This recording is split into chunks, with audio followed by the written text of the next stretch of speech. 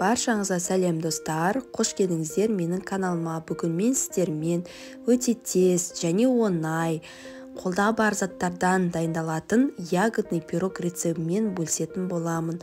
Осы видеоның соңына дейін қарап, каналыма тіркеліп, лайк басып, комментария жазуды ұмытпаңыздар.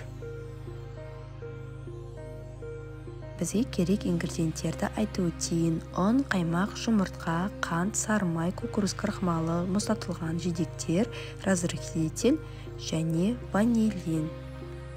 Пирогымыздың қамырын дайындайтын боламыз.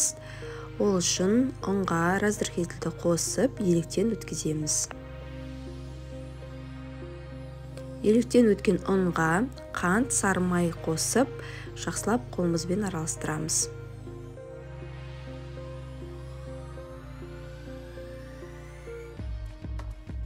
Жұмыртқаны қосып, қамыр елейтін боламыз. Қамырымыз осындай болып шығу керек. Салафанды мешочке салып, 10 минуттай холодильникке қоя тұрамыз. Пирогымыздың салмасын дайындаймыз. Ол үшін жұмыртқа, қантты қосып, жақсылап араластырамыз. Күкіріс крахмалы, ванилинді қосып, тағы да араластырамыз.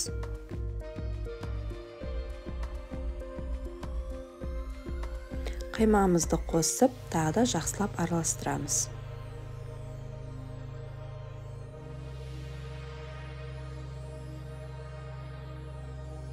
Он минуттай тұрған қамырымызды осылайты формамызға жайып салып шығамыз. Қамырымызды осылай салып шықтым. Мұздатылған қарақатқа міндетті түрде бір ас қасық крахмал қосып, араластырып, осылай қамырымыз үстіне саламыз.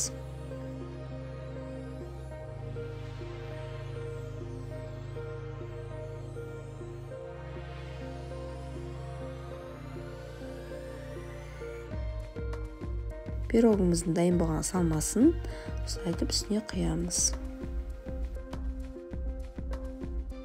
160 градуста 45 минут пістіріп аламыз.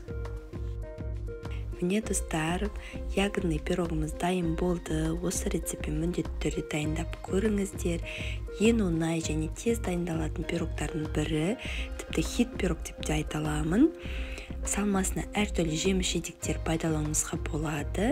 Сіздердің көңілдеріңізден шығады деп үміттемін. Сіздермен болған Гүлсезім.